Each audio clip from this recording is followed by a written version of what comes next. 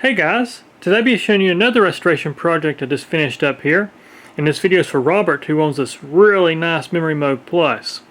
So this actually came into me, has a lot of issues with it. Had issues with the display not working, had a bad LFO, the LFO wasn't working. And so to address those two problems with it, and it actually worked pretty well. It actually do 6 tuned on the auto tune, etc. So it was actually not too bad. But since it was here, I just went on and did a full restoration on it with Robert's permission. And we just did a full restoration, so now this thing's got a full bill of health, 12-hour burn-in, vibration testing, etc. So this thing's very, very, very healthy. And I'm very happy with how it's turned out here. But anyways, I'll just give you a walk around here. I did clean it up, and as part of the process of the work, I took the keyboard apart, cleaned the keys, washed them, clean the key contacts, went through all the circuit boards, replace all the common failure trend components, new electrolytic capacitors, etc. here. Just got it cleaned up really nice, cleaned the badges, conditioned the wood, and just kind of cleaned it up really good as well. So it looks as great as it plays. But like I say, this one here was in really nice shape on arrival, so I didn't have to do too much to it. It was actually pretty nice condition. Robert's taken very good care of it. It's serial number 3605. So there's your serial number there, Robert. And you can just see just how clean everything looks across the panel here. And I will show you all the parts that came out of this thing so you guys can see just what all a restoration entails. It's not just throw parts in and call it good. That's not how it works. But here's what we got on the bench. So here's all the old parts. This is all the parts. I got some old chipsets taped there. Primary failure was this chip right there. That's your that's actually a Z80 CTC chip. It's a counter chip associated with a microprocessor. That was the primary failure, and then of course the 3340. Everything else is just preventive. And I'll give you an example. I'll see if I can find some of the caps. This is one I highly recommend if any of you guys have an old Memorymoog that has not been serviced. At minimum, at bare minimum, get it recapped, because what happens is, in every unit I see, I yet to see a unit here, and I worked on a bunch of these things now, that these caps, it's not uncommon. I'm going to see if I can get this camera to focus here, maybe. See if I can get this to focus in. So it's not uncommon. There you go, you can kind of see it there. There it is. So you can see that green pigment on that leg. What it is, this cap has started leaking the dielectric fluid out of it, and it's highly corrosive. So it actually will start eating the tracings if you let it leak long enough. And then you got to clean the tracings up and reflow tracings, etc. here. And so it's quite a big deal. But new trimmers and all the voices, so brand new trimmers, full calibration. Also, I did erase the EEPROMs and reburnt them with fresh software. So we got the 4.1 operating system freshly burnt in the EEPROMs. So everything is it's really good there. Rebuilt the power supply, etc. So, but yeah, you can just kind of see the fun of all the components that come out of this thing and are replaced. And but at the end of the day, you get a unit like this right here. With any of them I get in here, pretty much gets the same treatment. It's just the way I can guarantee the work. Alright, now first I'm going to start by showing the auto tune works, and then I'll go through the voice count, show you that all oscillators are working on all voices. So we'll start by hitting auto tune here. It takes just a few seconds to run here. But as mentioned, when I rebuilt this thing, I put all new trimmers in the voices, so get a lot more accurate calibration. And I vibration tested this thing and everything else, so I know it's going to hold up real well in shipping. There we go, 6 tuned. There's your 6 tuned voices. So now what I'm going to go to debug mode, C4 enter, and this will give me my voice count. So what I've done, I've already kind of preset it here. So we've got oscillator 1 turned up, the other 2 oscillators down. I'll go through each oscillator of, or each voice of oscillator 1, show you the waveforms as well here. So here's oscillator 1 in the sawtooth.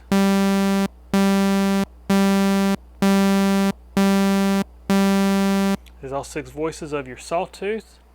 Square wave, the same thing.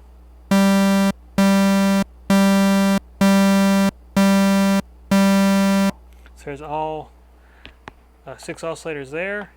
And then here's your triangle wave. I'm going to go up 2 octaves here.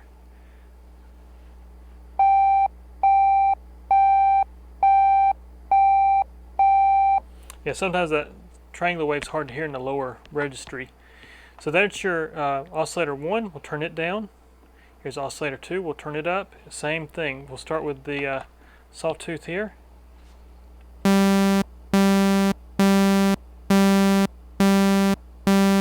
So there's your sawtooth, square wave.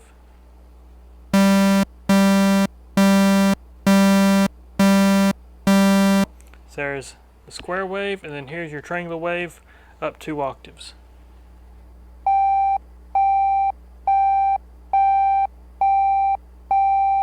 So there's this waveform here. There's oscillator 2. Now, same thing to oscillator 3. So here's oscillator 3 sawtooth. As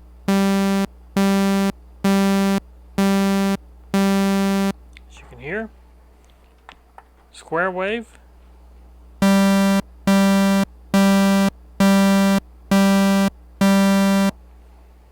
And then triangular wave.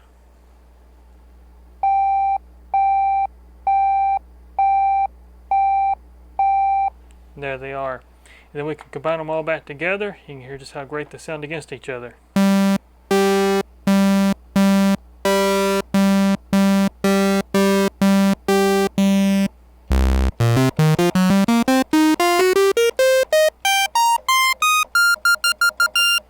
So they sound really good there against each other.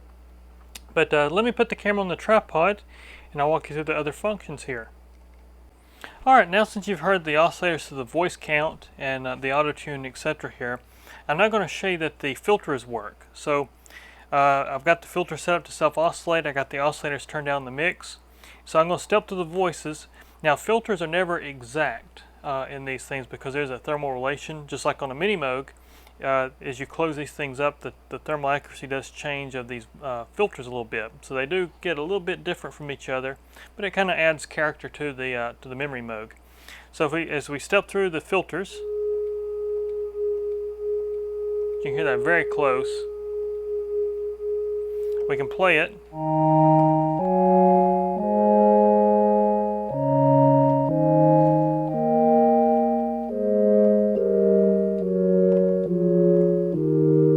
And that's just the filter you're hearing right now.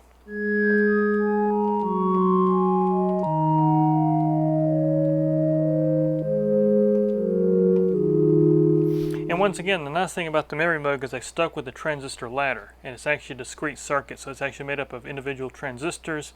So it's very much, you know, the Moog architecture of their sound. So that's the filter. We can go through the cutoff, change the frequency of it.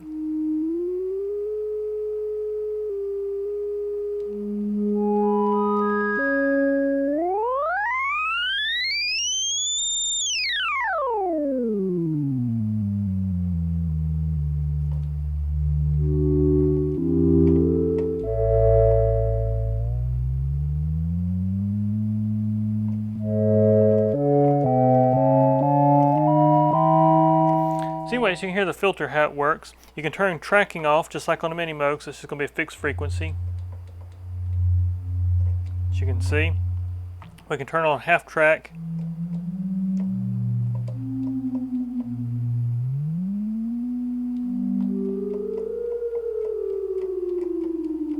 As you can see, we can put on 2/3 tracking. When the both switches are on, just like on the Memorymoog,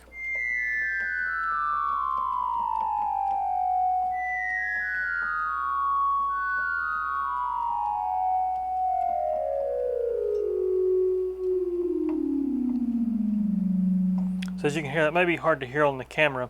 The filter is kind of lower in volume when when you're using it just as the primary audio source. But that's the filter. We'll turn that back to where it's opened up. Now I'm going to take you back to the oscillators. We'll start with oscillator 1. So here's oscillator 1 only. And we're going to look at the modulation section.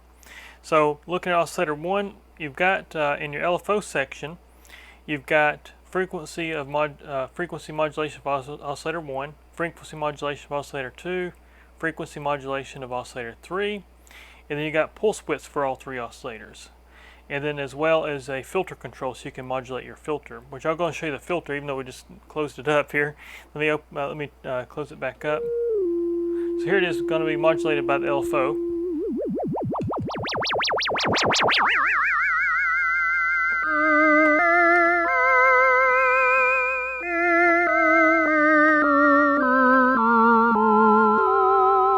We can change waveforms. That's a reverse sawtooth.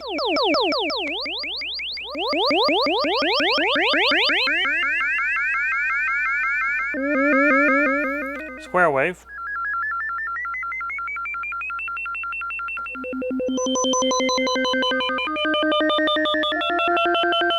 And of course we have sample and hold.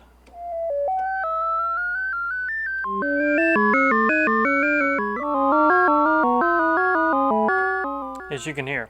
So that's your wave shapes through the filter. So now we'll open this filter back up.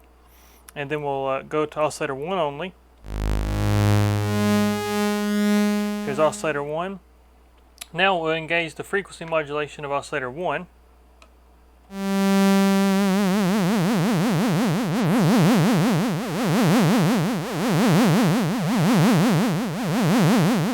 And once again, I'm stepping through the voices as I do this so you can hear all voices are responding to this function. So there's the frequency modulation.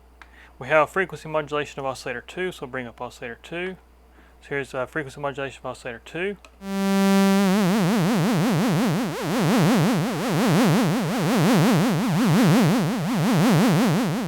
So there's all 6 oscillators there. Then we've got frequency modulation of oscillator 3. So here's oscillator 3.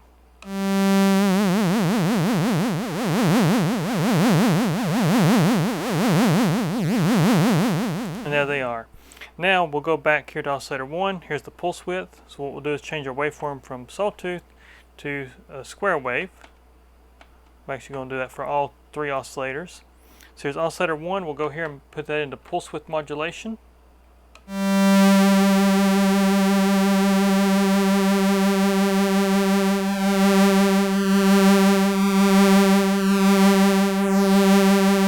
There they are. So that's oscillator 1. We're going to set up our other oscillator about the same here, so it has the same pulse width setting. And then so here is pulse width of oscillator 2.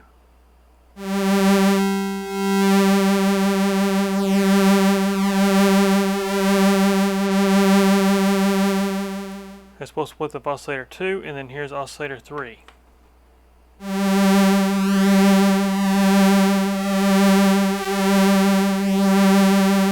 There they are. We can turn that off, and once again I'll just show you, we'll start with oscillator 3, I'll show you the pulse width change we can do. You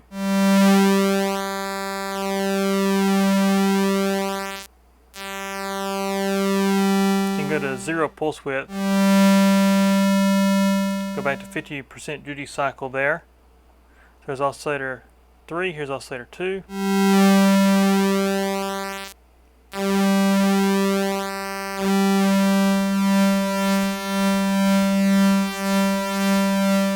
I should actually step to the voices, so we'll go back to oscillator 3 right quick and show you the...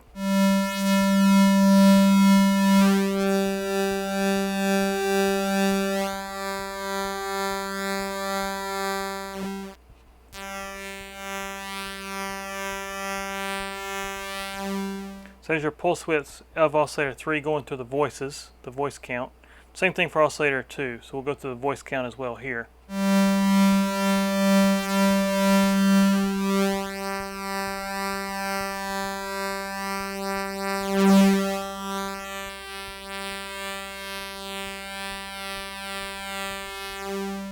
So there's oscillator 2, and then here's oscillator 3, same thing to the voices.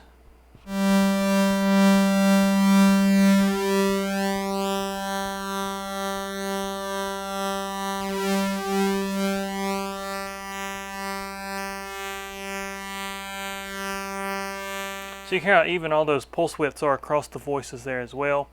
I do some things to really improve some of these tolerances between the voices, to make them more uniform across the voices when you have pulse widths and that kind of stuff. So that's your oscillators, pulse width control, modulation section. So now we're actually going to turn our attention to the voice modulation section. This is where it gets kind of interesting.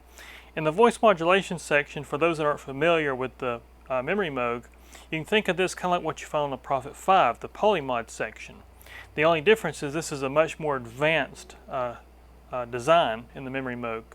And since you have 3 oscillators instead of just 2, you can do a lot more harmonics, because when you use the voice modulation, you lose oscillator 3, you've still got 2 oscillators to work with. So it gives you more harmonics even when you lose an oscillator. Very similar to a Minimoog. You can still kind of think this thing back to a Minimoog here. So anyways, we'll start here. We'll turn oscillator 3 into an LFO source. So now it's an LFO source. We'll actually go to a triangular wave here. And we'll just make that a low frequency. We're going to inject that into oscillator 1. We got 2 controls. We've got oscillator 3 and filter controller. And so this actually gives you the idea that you can bend the pitch with the envelope controller of the filter. And you also have a controller amount. So you can actually control the amount of oscillator 3 as well using envelopes. So it's kind of a cool function there. I'll be demoing that. You can also invert the circuit. So you can invert it to have a different polarity of the filter itself through the oscillators.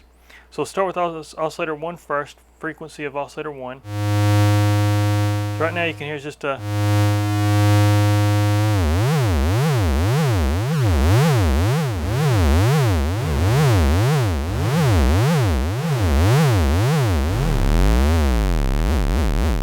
And you'll notice we still have key tracking on the oscillator. We can turn key tracking off.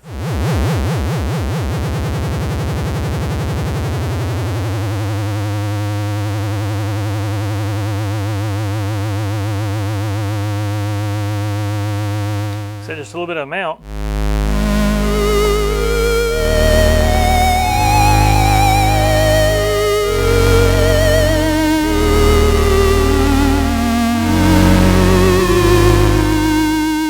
See what you can hear. So that's modulating the oscillator 1 off oscillator 3. And then we can also do the same thing to oscillator 2. So we'll go here and turn this on for frequency of oscillator 2.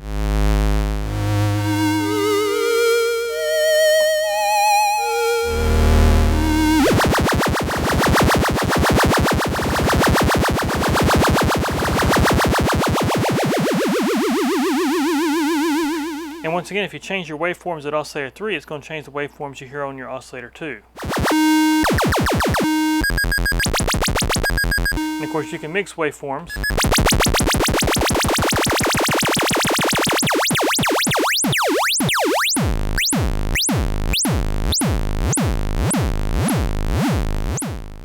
Get some kind of Pac-Man sounding stuff there. But that's using oscillator 3 there. So that's oscillator 2 being modulated by oscillator 3.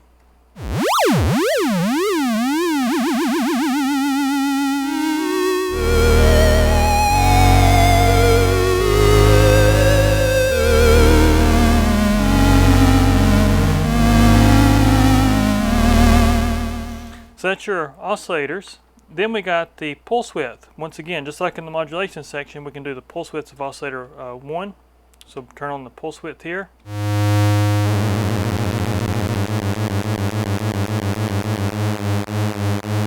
We can slow down oscillator 3.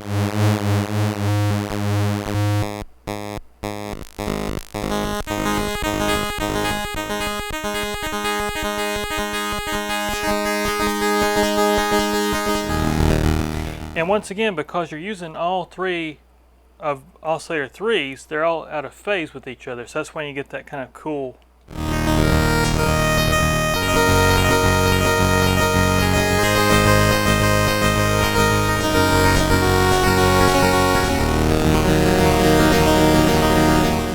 So that's a really cool sound. You can also make it follow the keyboard again.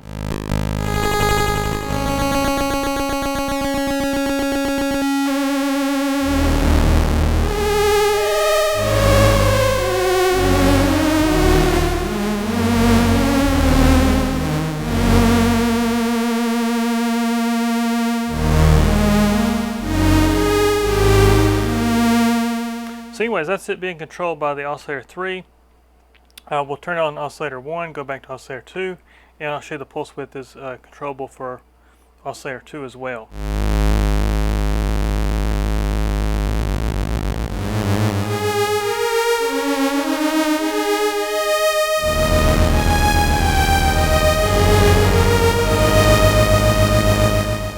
So that is controlling the pulse width of oscillator 2.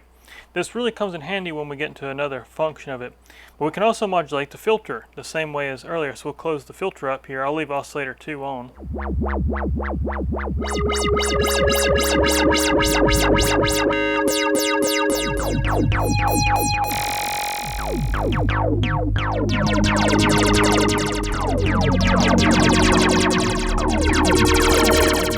So I turn key tracking back on for oscillator 3. That's why you're hearing it kind of change frequency with the keyboard.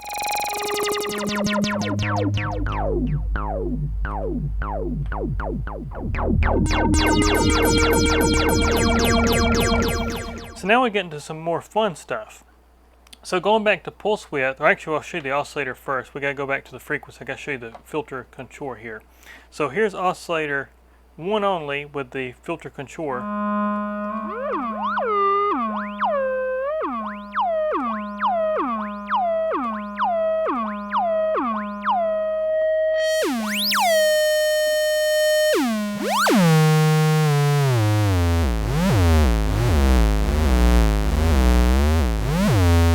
Anyways, you can hear the envelope of the filter is actually shaping the frequency of the pitch of oscillator 1.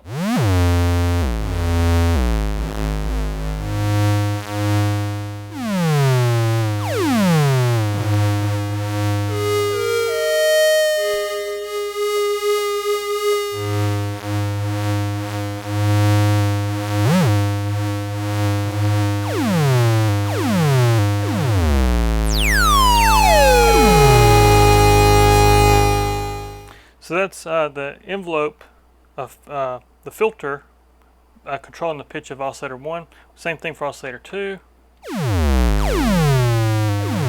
Now we're going to show you an oscillator 2 that we can invert.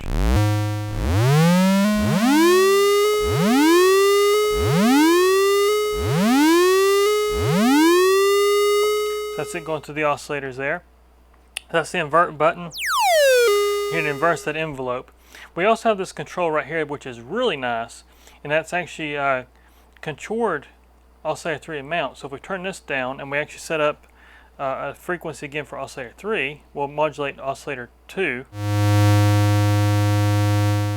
here and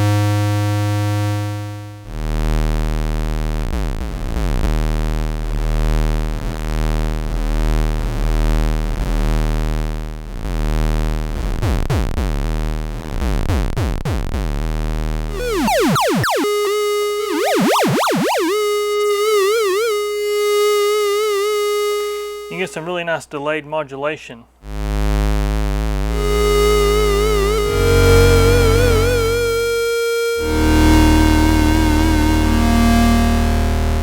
Of course, we'll combine the oscillator 1 and 2 back together.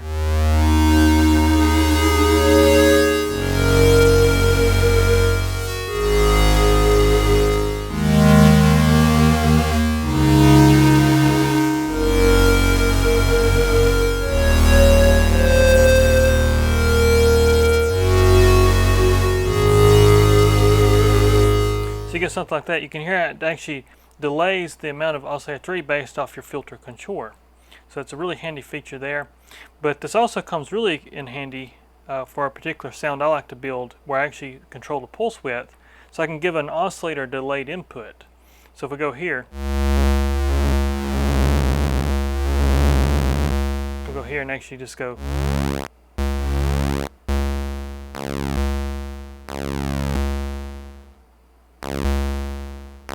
See here I can.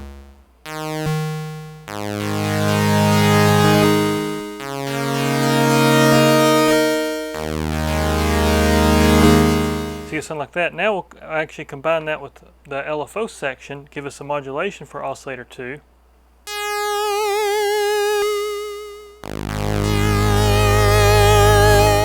Now when we bring up oscillator 1, we'll put a sawtooth back on it.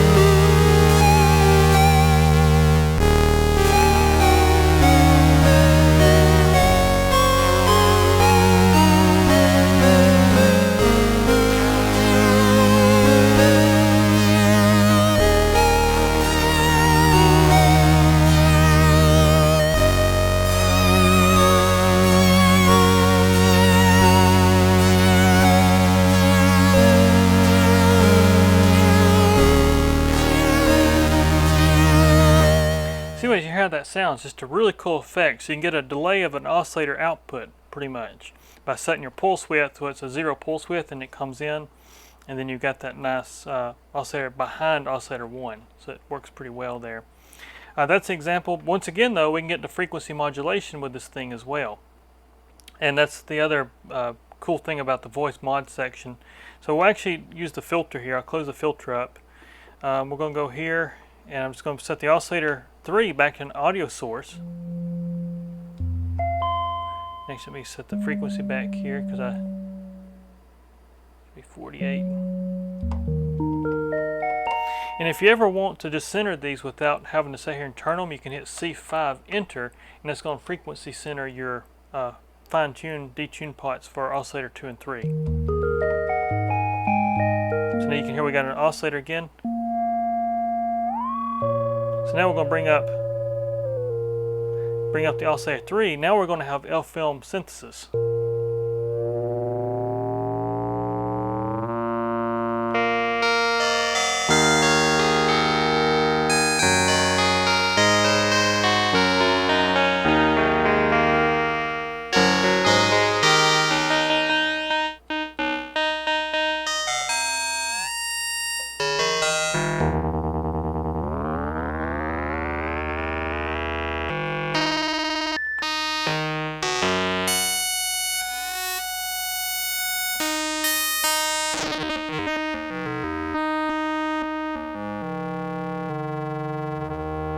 It don't get real impressive till you put the harmonics of the oscillators back in there.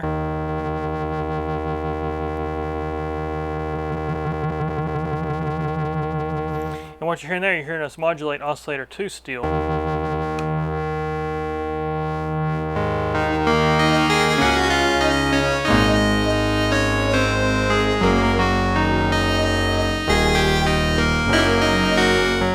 I'll put a little envelope on the filter.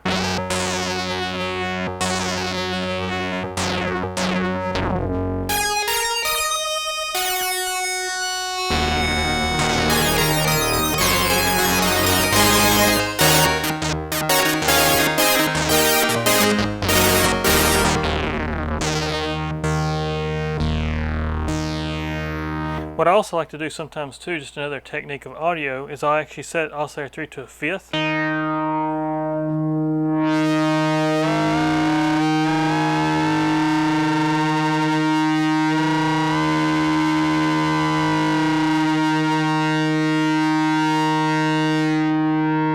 Now then,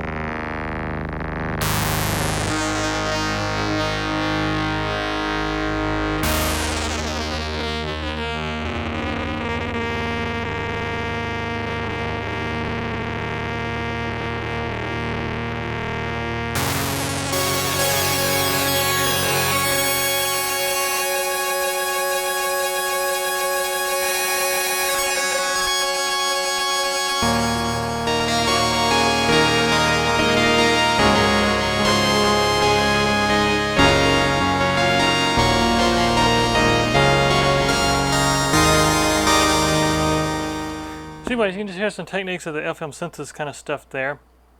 And of course you can get, really advanced with it, just depending on how you want to set it up. And turn tracking off.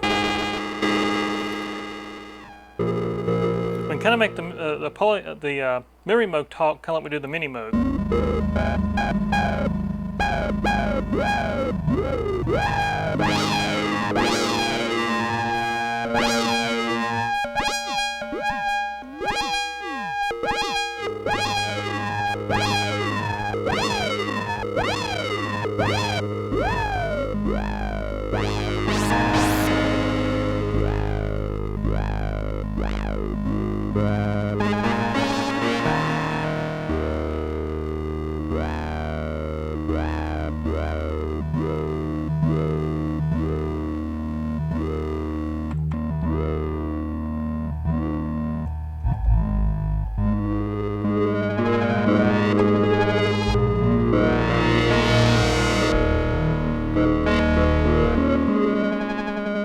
you can hear how it has a talking effect. You can get really deep with that. It just takes a while to program that kind of sound.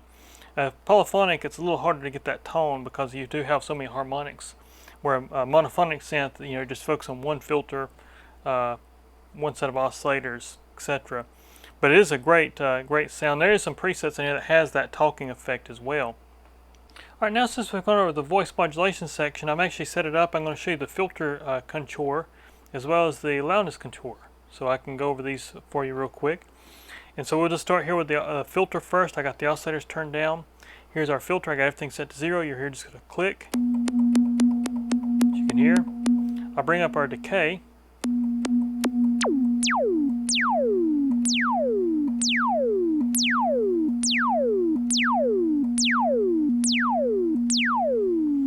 So there's our decay. We got attack.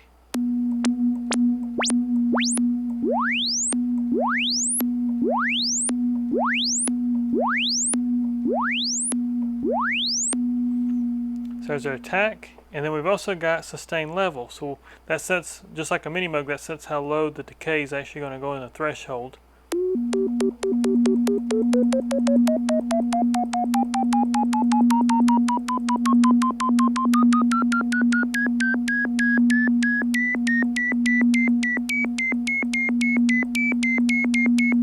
And you will hear a little offset in this control, and that's just because of the nature of the way the envelope generators are matched against each other. They're not really that matched, so you tend to have this. Even though you do a calibration on everything, there's always an offset with the sustain level. Don't really know how to fix that. I've looked into different ways to fix it, never have really been able to figure that one out. And it's on every unit I ever get in here, so it's something that's just the way these things are. We got the release, so we got things set back to 0. We'll turn up decay a little bit.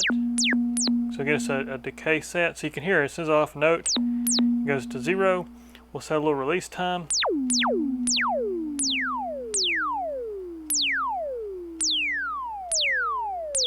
And you can hear it follow out that release time there.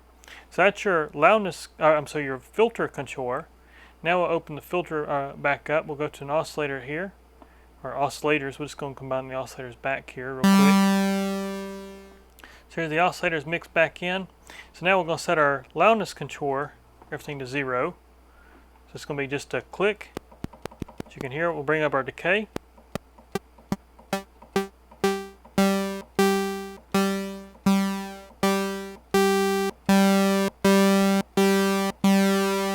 As you can hear, we got the attack.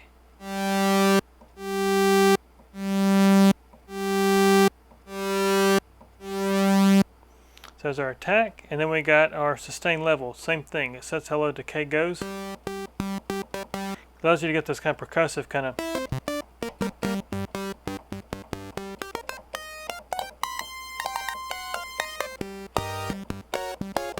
A lot lower volume, so you have to bring the volume up a little bit, but gives you those.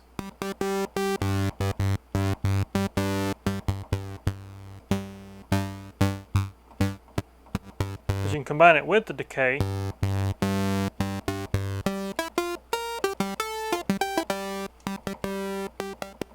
So that's your sustain. Then we've got the release, so we'll set a little bit of decay time here.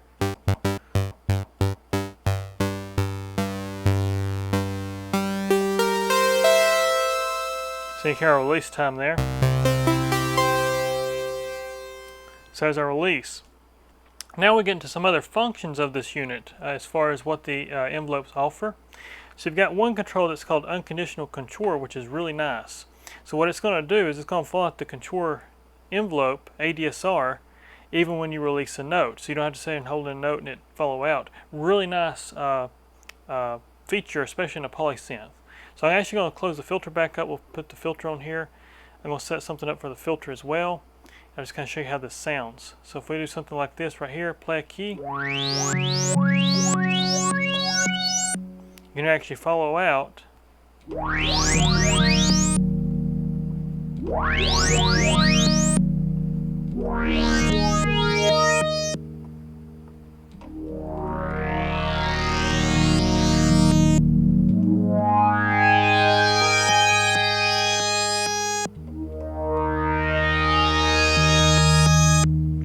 Without it on, you get something like this. You can see I have to hold in a key.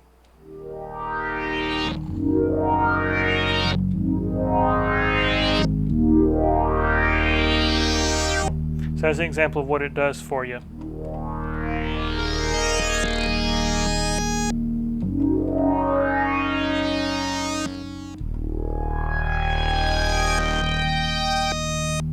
Really nice envelope feature there. Then we've also got a function called keyboard follow, and this is also a really nice feature. It actually makes your envelope shorter or longer depending where you're on the keyboard. So low notes have a longer time base. The upper notes have a shorter time base, kind of like if you had a stringed instrument with, you know, the shorter the strings that you get up on the keyboard. So here's an example of it. Let me get it kind of set up here. So as you can hear, the low notes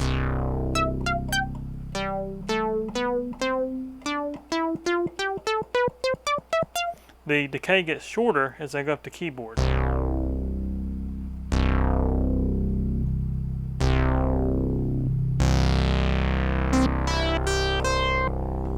you go here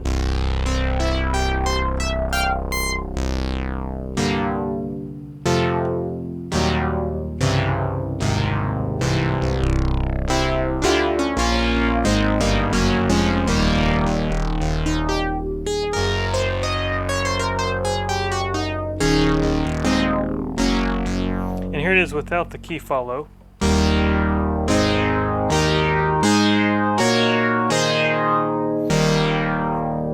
So there it is without the key follow on, so you can hear how that works. We've also got this feature called return to zero, and it's really nice if you have a slow attack.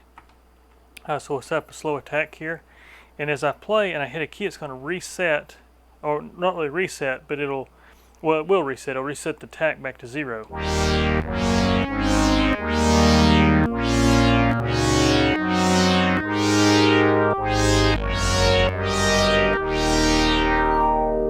It keeps it from being really muddy. So for example, without it,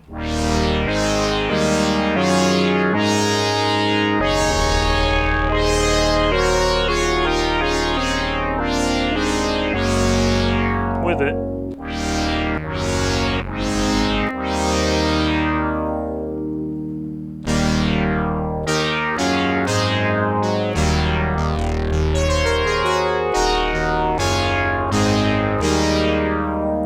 so it's a really nice feature there as well.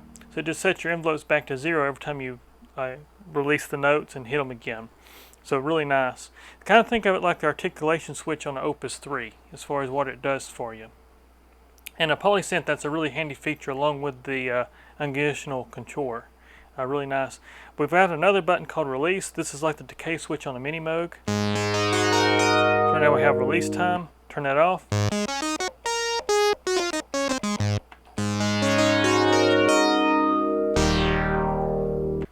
So you can see how that works. So that's your envelope contours there. Now I'm going to open the filter back up. I'm going to take you over now to some other functions of the unit. So we've got the mono section, which I'll show you. So we hit mono mode.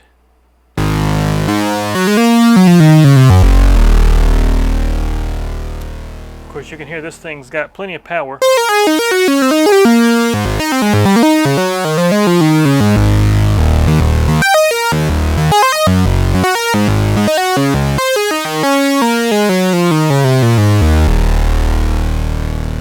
And that's stacking all 18 oscillators. So that's 18 oscillators you're hearing there together. We'll close the filter up a little bit.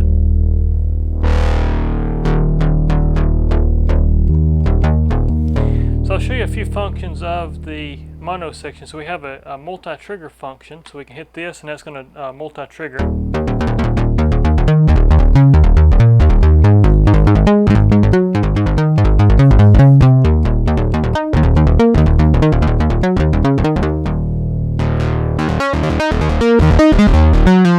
Without it.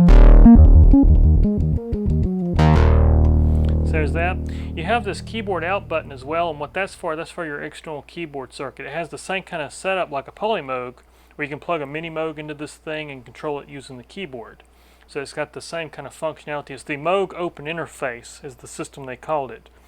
But that's your mono section. Then we've also got some other functions of this thing which makes it really, really cool in my opinion. These are some of my favorite features. Let me adjust my mic right quick. Hang on just a second. There we go.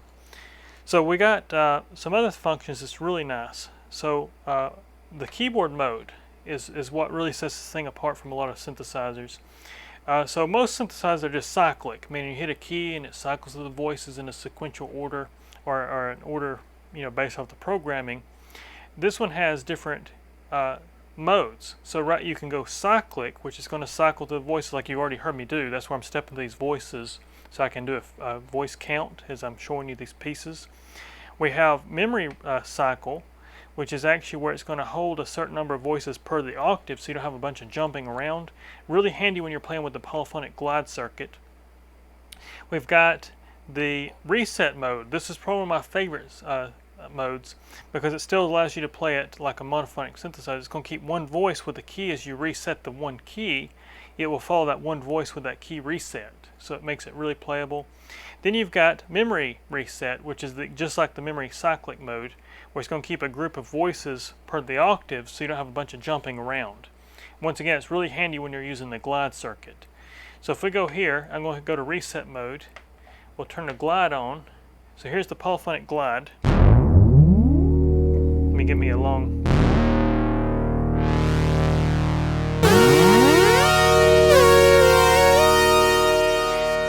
So we're in reset mode right now, so I can still play it like a mono synth.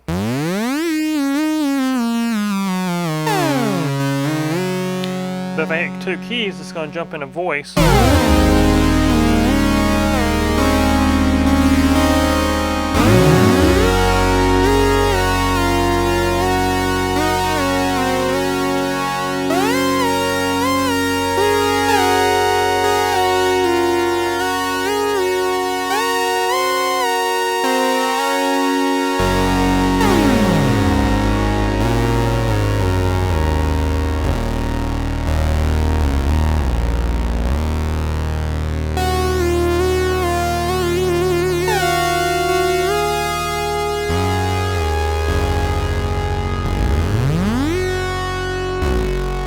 How that works versus the cyclic mode, which you'll tell it's more like your typical polysynth with polyglide. You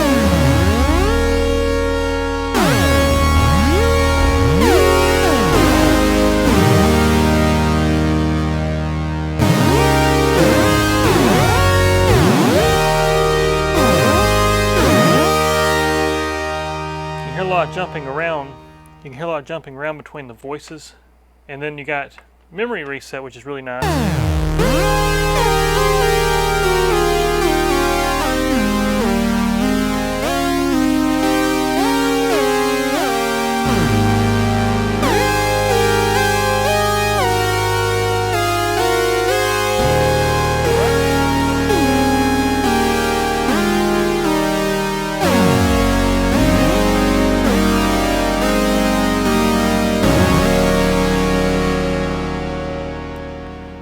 So you can hear that major change in how the glide circuit and all that works with the voices. And this thing's got a very long glide rate. And I'll show you a cool trick too. We'll do this right quick. So you've got the polyphonic glide circuit, but then you've also got a dedicated monophonic glide circuit. So there's some things you can do really cool with the glide. We'll make this thing kind of sustain for me a little longer than what it is. We'll go here. So I'm going to separate the glides out. So we'll actually go back to cyclic mode.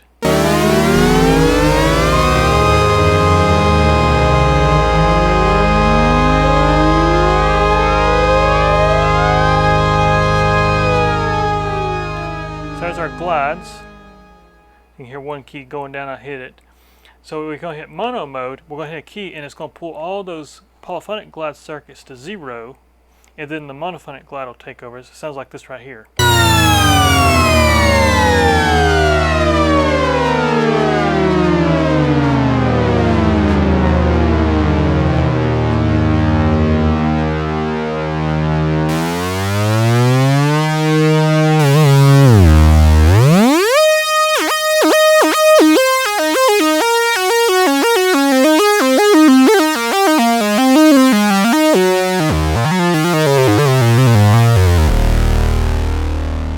So it sounds like that right there.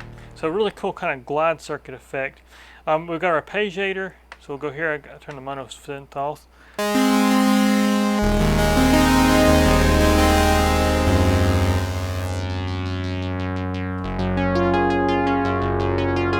And you got different modes, so we can go.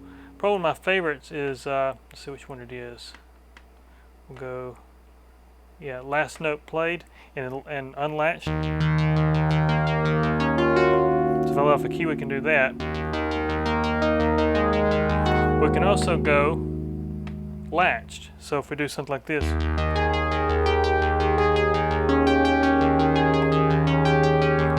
hit hold,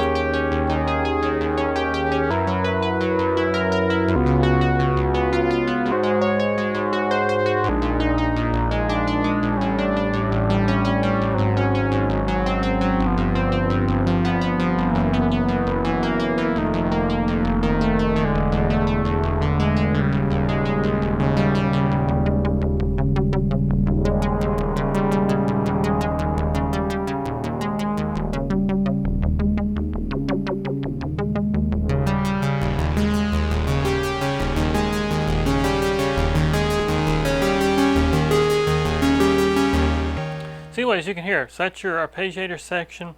We've also got the sequencer section. So actually I'm going to go to a preset for this one. So we're going to go to enter. So this is that really classic brass, thick sound here. And you've also got a transpose here. I'll show you that real quick too.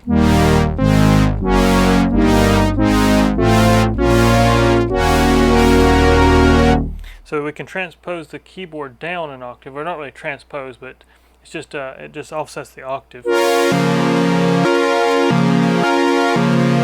you can see, we can also use the hold button. I should bring this up too, because the hold button confuses a lot of people that are around Rolands a lot. This isn't the hold function like you find on Roland. This is like a power chord button. So if we play a chord, hit the hold button,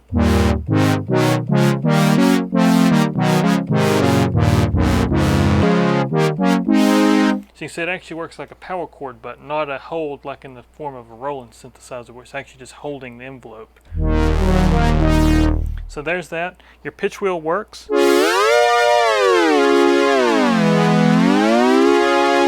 And of course you can control the amount of that using this knob right here.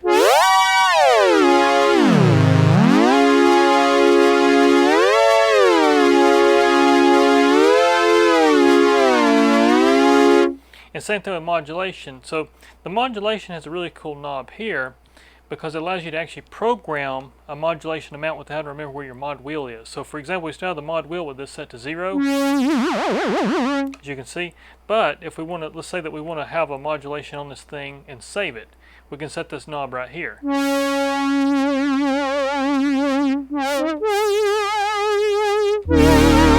So now you'd have a modulation you can actually save, and you don't have to remember to engage your wheel for that modulation amount. Just a really handy feature, especially if you want to like make a really complex sound with harmonics of modulations using the voice modulation plus the LFO. It's a really nice feature. So now we'll go into the sequencer section. So to get into the sequencer, like I said, it turns your modulation section, your LFO section, into a sequencer. You hit CC, enter, and you'll say sequencer. If we go to 1 and hit start, this is why I went to preset 2.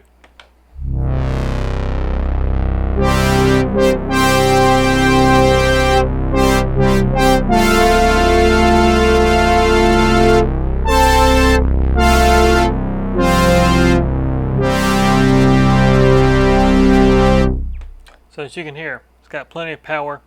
And now I'll just go through some presets. We'll go back to CC, enter. Now we're back in the LFO section. And I loaded all the factory data. Some of my favorite presets is 21. This is the classic pad sound.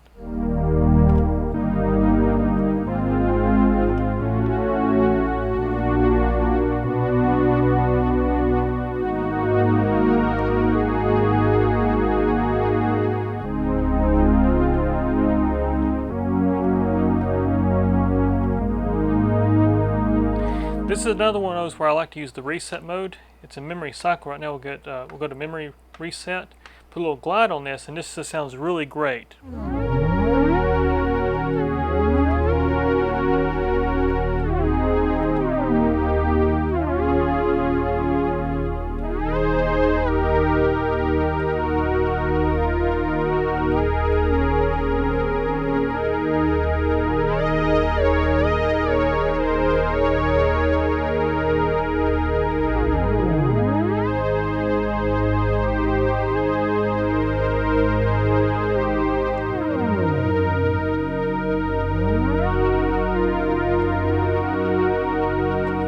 As you can hear, just a great sound there. We got some, let's go through a few of the presets. We got some weird stuff in here.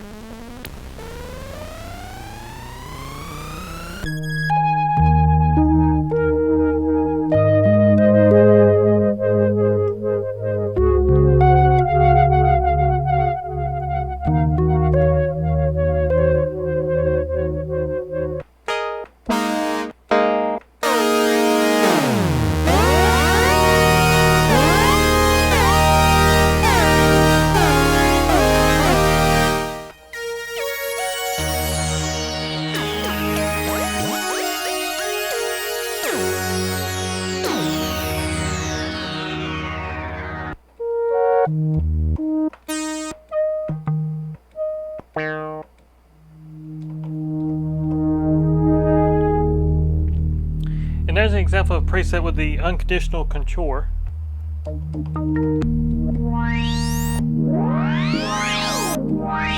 And that's using oscillator sync, which you hadn't really showed that off yet. If we go here, we're going to edit this.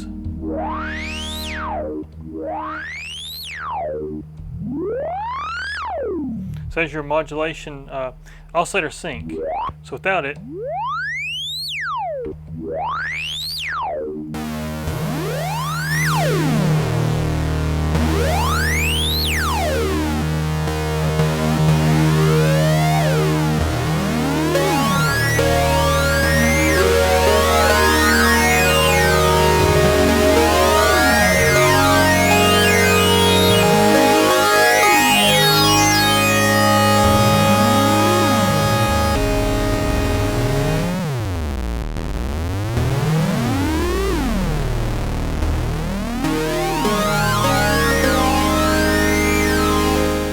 so that's oscillator sync, which is this button right here.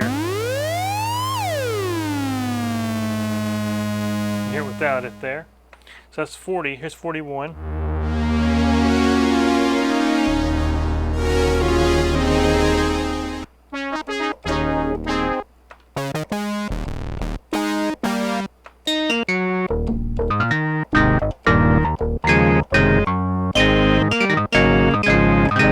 Some good organ sounds as well. Another weird one.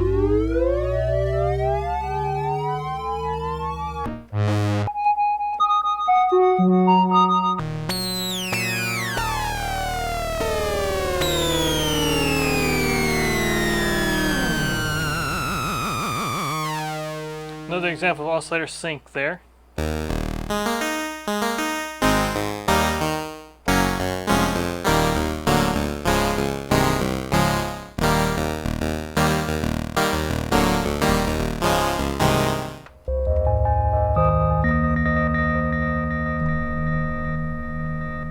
Once again, an example of oscillator 3 being used as the LFO source, still tracking the keyboard.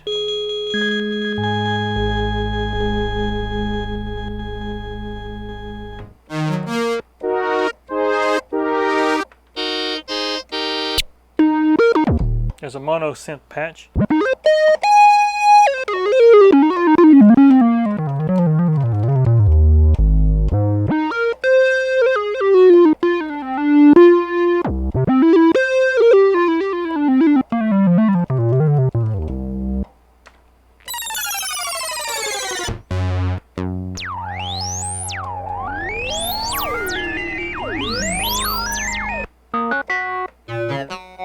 Here's an example of a talking patch.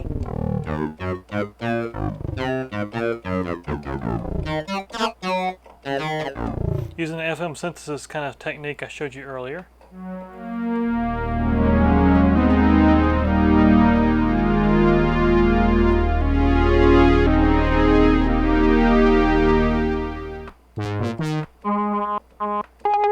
And here's one with arpeggiator.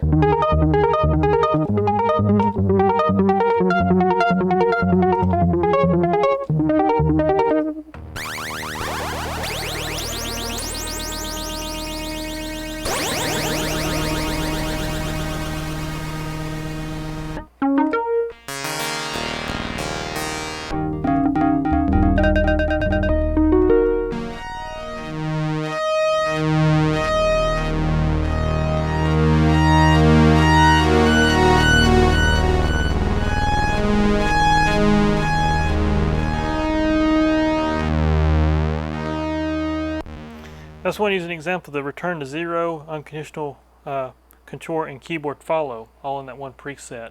Here's 71.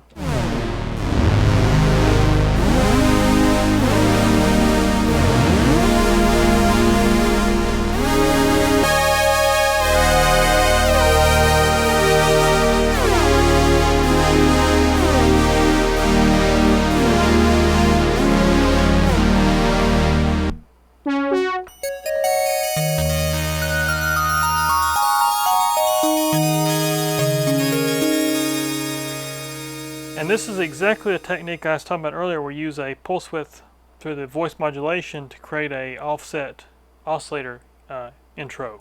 So you get that one oscillator that comes in later. That'd be oscillator 2, for example. Hear that pulse width change. We can change our pulse width, and it'll change when that.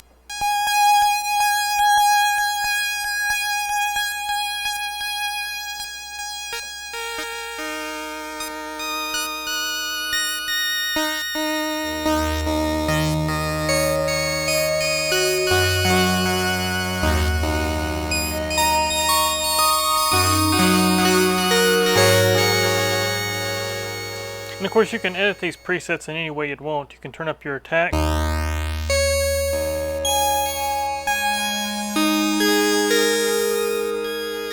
It's going to be a delayed effect. It's really a cool sound right here. It'll come later in.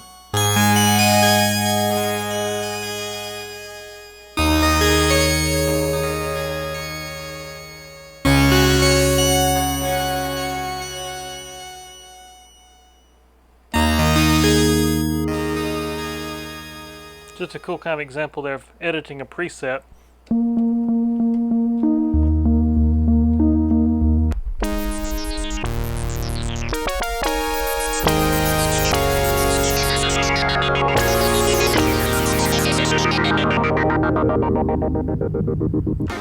And that's another example, one that uses the return to zero. That's where you hear that reset every time you hit a key.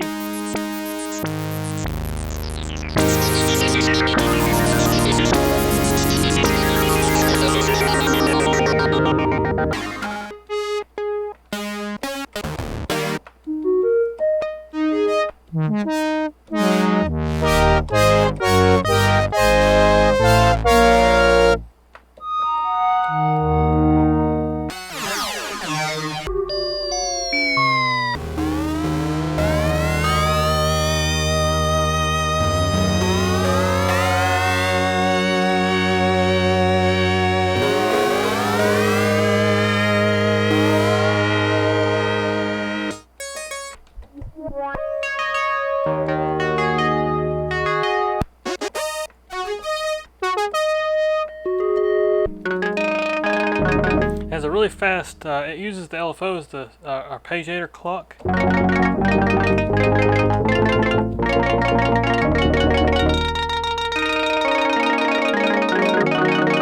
You hear it gets really quick.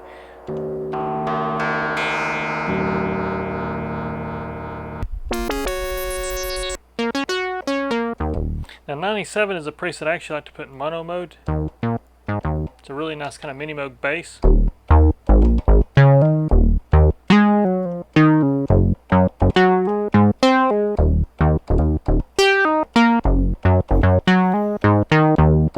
Kind of reminds me of Beck a little bit. There's a song, I can't remember the name of it, but Beck has a sound very similar to that. Here's 98, it's real simple. Now this is 0, this is actually just a test patch. Then we're back to preset 1, what you hadn't heard actually is the preset yet.